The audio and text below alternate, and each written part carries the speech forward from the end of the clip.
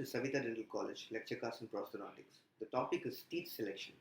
The term itself is quite self-explanatory. We are going to review methods for selecting denture teeth for complete denture patients. We can divide teeth selection into selecting anterior teeth and posterior teeth separately. So we can select the size, form and color for the anterior teeth and the size and form for posterior teeth. We don't need to select color for posterior teeth since it's not in a very aesthetic zone. We can select the size of anterior teeth based on pre-extraction records, anthropological measurements, anatomy concepts, and other methods.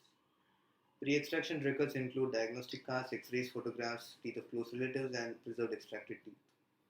So you can use casts. You can use a ruler or a tape and measure the distance between the two canines. That will give you the width of maxillary anteriors.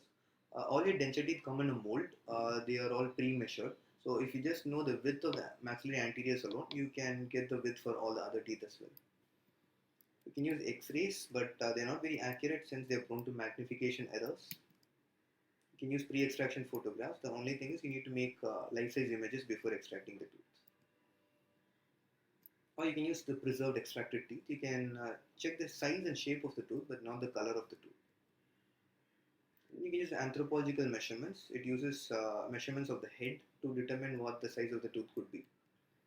So you can use a cephalic index, take the circumference of the head, divide it by 13 and get the width of the central incisor.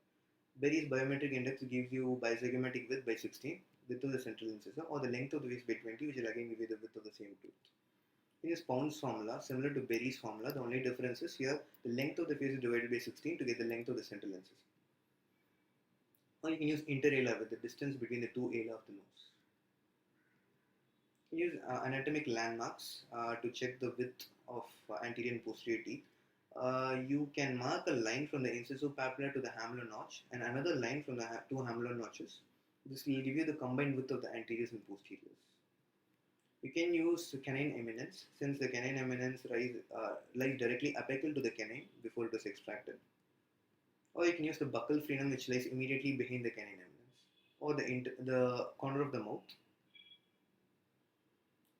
and the interalar width again.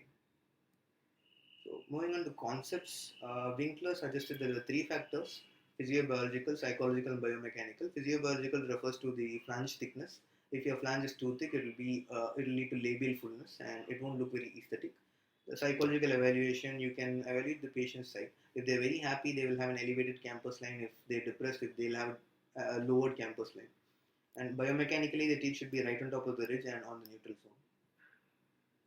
You can also go by Leon Williams' Stiple-Form theory. He suggests making an outline of the face shape. So the person in this picture has a tapered face. So just invert the shape, you'll get a tapered tooth form. He suggests that is the form of the tooth that is recommended for this patient. And the temperamental theory by Dr. Sparzin.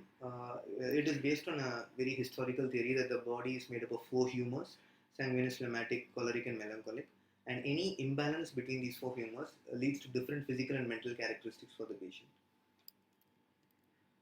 Or the harmony concept by J.W. White. He suggests that the size of the tooth corresponds to the size of the head, color of the tooth corresponds to the color of the eye. You can also use the other forms of measurement: the face size, intra-arch space, and lip length. Intra-arch space and lip length are quite important. If the intra-arch space is quite less, then you will need to be grinding denture teeth, or you will be thinning them out or use shorter teeth. Lip length is also important since complete denture patients are usually elderly. They have decreased muscle tone, so the upper lip starts to sag. So you will need to use longer teeth to have nice exposure.